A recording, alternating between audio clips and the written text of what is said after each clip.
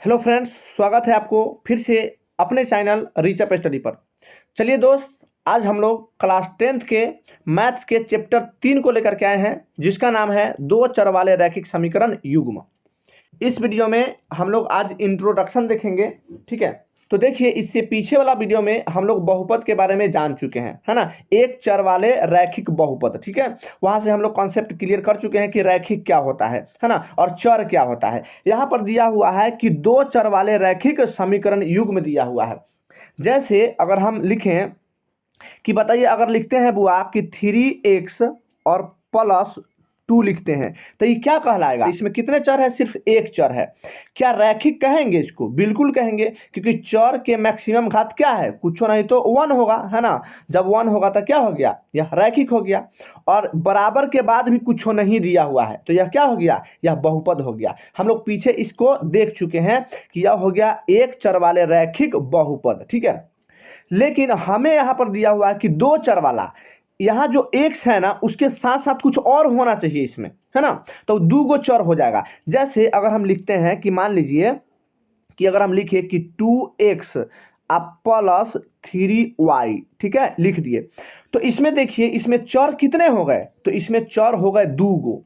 एगो हो गया बुआ x और एगो हो गया y, ठीक है। तो यह चैप्टर में कह रहा है कि दो चर वाले, है ना, रैखिक। तो इसको हम लिख दिए दो चर वाले रैखिक। क्यों? क्योंकि चर हो गया एगो x और एगो y, और रैखिक भी है क्योंकि पावर में एक है। तो एक पावर रहता है चर का, तो उसको रैखिक बोलते हैं, है ना।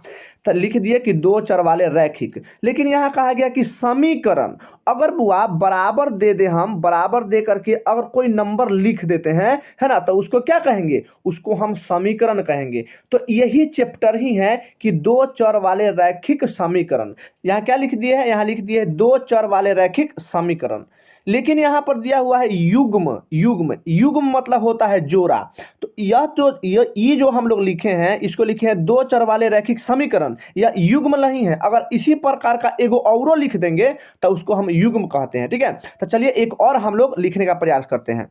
मान लेते हैं, लिख दिए कि 5x +2y और बराबर हम लिख दिए 3, ठीक है। तो अब जो यह कंप्लीट जो दुद्दू को बन गया, है ना, समीकरण, ठीक है। यह जो दुद्दू को समीकरण बन गया, उसी को हम लोग बोलते हैं दो चर वाले रैखिक समीकरण युग्म, ठीक है। दो को हमारा क्या बन गया? दो चर वाले रैखिक समीकरण युग्म बन गया। इसको जो हम बोलेंगे, इसको क्या बोलेंगे? इसको बोलेंगे समीकरण एक बोलेंगे बुआ, और इसको बोलेंगे समीकरण क्या? इसको बोलेंगे समीकरण दो बोलेंगे, ठीक है। तो यह हो गया समीकरण एक और हो गया समीकरण दो हो गया, ठीक है।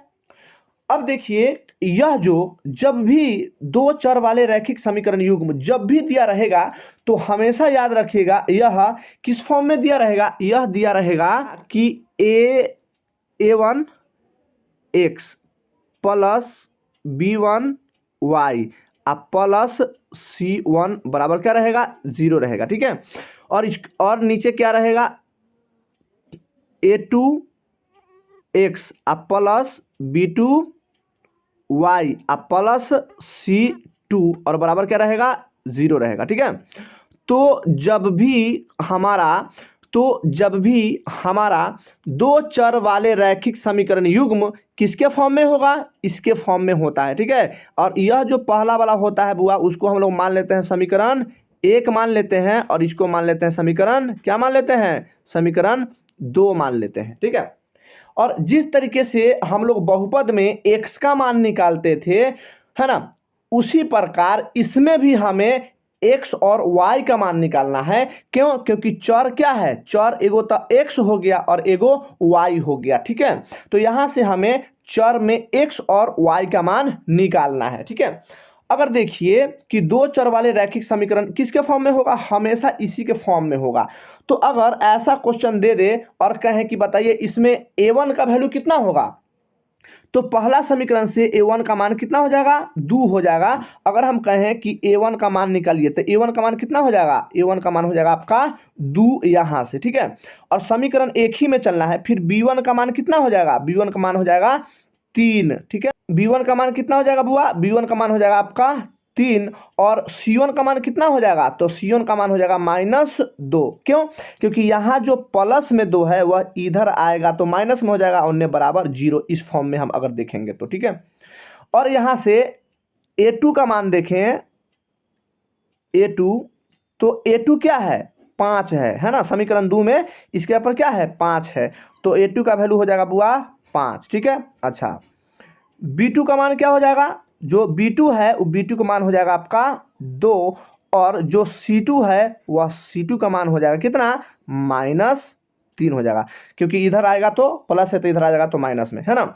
मतलब इस तरीके से अगर कोई भी इक्वेशंस दिया रहे, दो चर वाले रैखिक समीकरण युग में दिया रहे, तो उसमें से A1 A2 है ना, और B1 B2 और C1 C2 का मान हम लोग आसानी से निकाल सकते हैं, ठीक है। तो याद रखिएगा कि जब भी आपका दो चर वाले रैखिक समीकरण युग्म होते हैं वो हमेशा क्या होता है, इसके फॉर्म में देखने को हमें मिलता है, ठीक है। चलिए तो अब हम देखते हैं अनुपातों का तुलना। देखिए, यदि आप दो गो समीकरण दिया रहे है ना, जैसे यहाँ पर एक समीकरण दिया हुआ है ना, एक ये और एक ये, ठीक है। तो यह दोनों समीकरण दिया हुआ है, अगर कहा जाए कि इसको अनुपातों का तुलना करेंगे तो क्या होता है, A1/A2 बराबर B1/B2 और बराबर C1/C2। एक बात और याद रखिएगा कि जब भी हम अनुपातों का तुलना करेंगे तो समीकरण जो होगा वो बराबर में 0 होना चाहिए। उधर जो भी वैल्यू होगा उसको हम क्या करेंगे, इधर बाएं तरफ ले आएंगे, और दाहिने तरफ हमेशा 0 के फॉर्म में हमें, है ना, लाना होता है। तो जब भी हम इसका अनुपातों का तुलना करेंगे, ठीक है, तो क्या करना है कि A1/A2 बराबर B1/B2 बराबर C1/C2। यदि अनुपातों का तुलना करने पर अगर सब के बराबर आ गया, तो सब अगर बराबर आ गया तो उसको हम लोग क्या बोलते हैं, उसको बोलते हैं संगत, ठीक है। यदि अनुपातों का तुलना करेंगे और A1/A2 बराबर नहीं है B1/B2 बराबर नहीं है C1/C2, उसको भी हम लोग संगत बोलते हैं, ठीक है। तो याद रखिएगा कि जब भी अनुपातों का तुलना करेंगे या तो सब आपस में बराबर हो जाए, संगत बोलते हैं, या तो सब आपस में कट जाए, है ना, कोई किसी से बराबर ना हो, उसको भी हम लोग संगत बोलते हैं। और जब अनुपातों का तुलना करेंगे, यदि पहला दोनों अनुपात बराबर हो गया और दूसरा बराबर नहीं हुआ तो उसको भी असंगत कहते हैं, ठीक है। या पहला दोनों अनुपात बराबर ना हो और दूसरा का दोनों अनुपात बराबर हो जाए, उसको भी बोलते हैं क्या, असंगत। कहने का यह अर्थ है कि जब भी हम तुलना करेंगे तो कोई दो गो अनुपात अगर बराबर हो गया तो वह असंगत कहलाता है। अगर सब बराबर हो गया, चाहे कोई किसी से बराबर नहीं हुआ, उस समय हम उसको संगत बोलते हैं, ठीक है। जैसे यहाँ पर क्वेश्चन लिखा हुआ है, अगर इसको बनाना चाहेंगे तो हम इसको देखते हैं, कहें कि बताइए अनुपातों का तुलना कीजिए, तो तुलना करेंगे और बताना है कि बताइए संगत है कि असंगत, ठीक है। तो अनुपातों का जब तुलना करेंगे, जब अनुपातों का तुलना करेंगे तो A1/A2 है ना, बराबर क्या होगा, B1/B2 है ना, और बराबर होगा C1/C2। देखते हैं कि क्या यह अनुपातों का तुलना करने पर यह बराबर होता है कि नहीं। तो बताइए A1 कितना है, तो A1 है 2, तो लिख देंगे 2, ठीक है, और बटा A2 कितना है, तो A2 है 5, तो 5 लिख दिए, ठीक है, और बराबर बताइए B1 कितना है, तो B1 है 3, तो 3 लिख दिए, और B2 कितना है, तो 2, तो 2 लिख दिए, ठीक है, और बराबर C1 कितना है, C1 है -2, और C2 कितना है, -3, ठीक है। तो ये माइनस से माइनस क्या हो जाएगा, कट जाएगा। अब देखिए तो क्या अनुपात सब के सब बराबर है क्या, नहीं बराबर है, तो हम कहेंगे कि यह अनुपात इसके बराबर नहीं है और ये भी अनुपात इसके बराबर नहीं है। तो जब यह अनुपात बराबर नहीं है तो इसको क्या बोलेंगे, सब कट गया, तो क्या है, यह एक संगत है, ठीक है, संगत है, ठीक। चलिए अब हम लोग इससे आगे के कॉन्सेप्ट को देखते हैं। चलिए तो हल करने की विधि देखते हैं। जो दो चर वाले रैखिक समीकरण है उसको हल करने की दो विधि हैं। एक होता है बुआ ग्राफीय विधि और एक होता है बीजगणितीय विधि, ठीक है। एक होता है ग्राफीय विधि और वहां से हम लोग ग्राफीय विधि में x और y का ही वैल्यू निकालते हैं, और बीजगणितीय विधि में भी हम लोग x और y का ही वैल्यू निकालते हैं। जो बीजगणितीय विधि होते हैं बुआ, उसमें हम लोग 3 प्रकार से सॉल्यूशन उसको करते हैं। x और y का जो वैल्यू निकालते हैं 3 प्रकार से। एक हो गया आपका विलोपन विधि के मदद से निकालेंगे, और एक हो गया आपका प्रतिस्थापन विधि से निकालेंगे, और एक हो गया बीज गुणनखंड विधि से निकालेंगे। अब जो न्यू वाला जो NCERT बुक है उसमें बीज गुणनखंड को नहीं दिया गया है ना, हम लोग को उसमें दिया हुआ है क्या, विलोपन विधि और प्रतिस्थापन विधि दिया हुआ है, ठीक है। लेकिन बीजगणितीय विधि से 3 प्रकार से हम लोग, है ना, जो समीकरण देगा उसको हम लोग क्या करेंगे, हल करने का प्रयास करेंगे, ठीक है। यानी इस प्रकार से जो क्वेश्चन दिया होता है समीकरण 1 और समीकरण 2, उसमें से इस तीनों यानी इस चारों विधि से जो होगा, इस चारों विधि से हम लोग x और y का ही मान हम लोग निकालते हैं, ठीक है। अभी हम लोग अब देखते हैं आगे कि ग्राफीय विधि में क्या क्या नियम होता है ना, कि ग्राफीय विधि से हम लोग अब हल करेंगे तो उसमें क्या क्या कंडीशंस होता है उसके बारे में देखेंगे, ठीक है। तो चलिए देखिए, यह एक आपका सारणी दिया हुआ है, इसके मदद से हम लोग आराम से निकाल पाएंगे कि जब हम ग्राफ बनाएंगे तो ग्राफ का नेचर कैसा होगा, किस प्रकार का ग्राफ हमको दिखेगा, और जब ग्राफ बनाएंगे तो उसके कितने सॉल्यूशंस होंगे, उसके आंसर कितना दिखेगा, इसको हम लोग इसमें देखेंगे, ठीक है। तो यहाँ पर आपका, है ना, रेखा युग्म, है ना, यहाँ पर आपका दिया हुआ है समीकरण। देखिए यहाँ पर 3 गो समीकरण दिया हुआ है, और पहला समीकरण आपको यहाँ पर ये दिया हुआ है ना, फिर दूसरा समीकरण आपको इधर दिया हुआ है, और तीसरा समीकरण भी यहाँ पर, है ना, दिया हुआ है। यह 3 गो समीकरण के माध्यम से हम लोग यहाँ पर देखेंगे कि ग्राफ जो बनाएंगे उसका क्या क्या कंडीशंस होएगा, ठीक है। चलिए तो देखिए यहाँ पर जो दिया हुआ है ना, अगर हम कहें कि बताइए a1 का मान कितना होगा, तो यहाँ x के जौरे कुछ नहीं तो 1 होगा। b1 का मान कितना होगा, b1 का मान -2 होगा, और c1 का मान 0 हो जाएगा।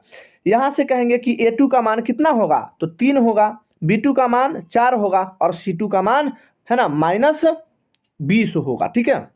उसी प्रकार से हम लोग यहाँ से भी a1 और a2, है ना, और b1 b2 और c1 c2 का मान इस तरीके से निकालेंगे। और यहाँ पर देखिए, यहाँ पर कहा हुआ कि a1 बटा a2, मतलब एक x के जौरे 1 है और x के जौरे क्या है, 3 है, तो 1/3, तो यहीं पर लिखा हुआ है 1/3।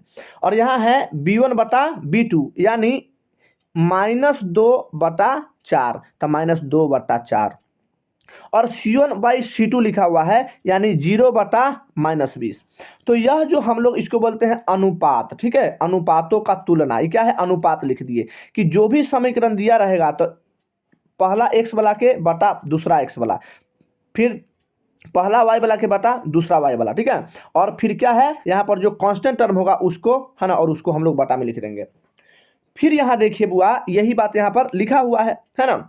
अब हम अनुपातों की तुलना करते हैं। यहाँ जो a1/a2 आया है और b1/b2 आया है और c1/c2 आया है, तो जब भी हम इस अनुपात को तुलना करेंगे तो देखिए ध्यान से, क्या a1/a2 बराबर है b1/b2, नहीं है। तो जब इस कंडीशन होगा, जब बराबर नहीं रहेगा, तो जब हम उसको ग्राफ बनाएंगे तो क्या होगा, प्रतिच्छेदी करती हुई रेखाएं। मतलब कि जब इस टाइप के क्वेश्चंस, जब हम क्वेश्चन देख के हम लोग बता देंगे कि उसका ग्राफ बनाएंगे तो कितना आंसर होगा से, ठीक है। तो जब भी आपका क्या रहेगा, इस क्वेश्चन दिया हुआ रहेगा तो उसके अनुपात का तुलना करेंगे, है ना, कि एक a1/a2, फिर b1/b2, फिर c1/c2। अगर a1/a2 बराबर नहीं हुआ b1/b2, तो उसका जो ग्राफ होगा कैसा होगा, प्रतिच्छेदी करते हुई। मतलब जो ग्राफ बनाएंगे ना, तो ग्राफ कहीं ना कहीं इस प्रकार से क्या होगा, कट जाएगा, है ना, इस प्रकार से कट जाएगा ग्राफ, ठीक है। उसी को हम लोग बोलते हैं क्या, प्रतिच्छेदी करती हुई रेखाएं। मतलब हम लोग यहाँ से क्वेश्चन देख के डायरेक्ट जान जाएंगे, मन में अगर अनुपात लगा लेंगे तो जान जाएंगे कि उसका जो ग्राफ होगा वो कहीं एक बिंदु पर कटेगा। और जब कहीं एक बिंदु पर कटेगा तो उसके केवल कितने हल होंगे, तो केवल एक हल होंगे। कारण क्योंकि एक ही बिंदु पर कटा है, इसलिए इसका सॉल्यूशन, इसका हल कितना होगा, सिर्फ एक होगा। और इसी एक हल को हम लोग क्या बोलते हैं, अद्वितीय भी बोलते हैं, ठीक। चलिए अगला देखते हैं। यहाँ से देखिए, यहाँ से ये लिखा हुआ है 2/4, ठीक है, 2/4। फिर लिखा हुआ है 3/6, फिर हो गया 3/6। फिर लिखा हुआ है -9/-18, फिर -9/-18। अगर तीनों को काट दीजिएगा तो सब आ जाएगा क्या, 1/2, 1/2, 1/2। इसका मतलब यह तीनों रेशियो आपस में क्या है, बराबर है। जब तीनों रेशियो आपस में बराबर होगा बुआ, तो उसको कहते हैं क्या, समपाती रेखाएं। और उसका जो हल होता है अपरिमित रूप से अनेक हल। समपाती रेखाएं कहने का मतलब कि अगर हम ग्राफ बनाएंगे तो यह जो अगर एक लाइन ऐसे चलाएंगे तो उसी लाइन पर एक और लाइन आ जाएगा, है ना, दो गो लाइन इसी पर आ जाएगा, है ना, ठीक है। इसी पर क्या आ जाएगा, इसी पर बुआ दोनों लाइन आ जाएगा। ठीक है, तो दोनों लाइन आ जाएगा, इसीलिए इसको हम बोलते हैं क्या, संपाती रेखाएं। जब दोनों लाइन आ जाएगा तो बताइए इस लाइन तो हर समय एक दूसरे को टच कर रहा है, हर समय, क्योंकि उसी पर लाइन पर चढ़ा हुआ है, तो हर समय जब टच कर रहा है तो अपरिमित रूप से अनेक हल हो जाएंगे, है ना। क्या होगा, अपरिमित रूप से अनेक हल, कारण क्योंकि हर जगह टच कर रहा है, तो जहां जहां टच कर रहा है तो वही उसका क्या हो जाएगा, सॉल्यूशन हो जाएगा। तो संपाती रेखाएं क्या होते हैं, अपरिमित रूप से अनेक हल होते हैं। ठीक है, चलिए तीसरा नंबर देखिए, यहां पर लिखा हुआ है 1/2, ठीक है, फिर 2/4, फिर -4/-12। यहां पर इसको अगर हम लोग कंपेयर करेंगे तो पहलक्का दोनों बराबर है, एहो 1/2 है, इसको काटेंगे तो एहो 1/2 है, लेकिन ये क्या हो जाएगा, ये हो जाएगा 1/3। तो पहला दोनों तो बराबर हो गया लेकिन दूसरा बराबर नहीं है। जब भी ऐसा समीकरण होगा तो उसको हम लोग बोलते हैं समांतर रेखाएं। जब उसको ग्राफ बनाएंगे तो ग्राफ कैसा बनेगा, समांतर रेखाएं। मतलब कि एक लाइन अगर ऐसे ग्राफ का चल गया तो दूसरा लाइन एकदम इसी के क्या होगा, पैरेलल चलेगा। ठीक है, अब पैरेलल चलेगा। अब बताइए जब यह पैरेलल चलेगा तो क्या एक दूसरे लाइन को टच किया, नहीं किया, तो जब टच नहीं किया तो इसका कोई हल नहीं होगा, मतलब इसमें x और y का मान कुछ नहीं आएगा।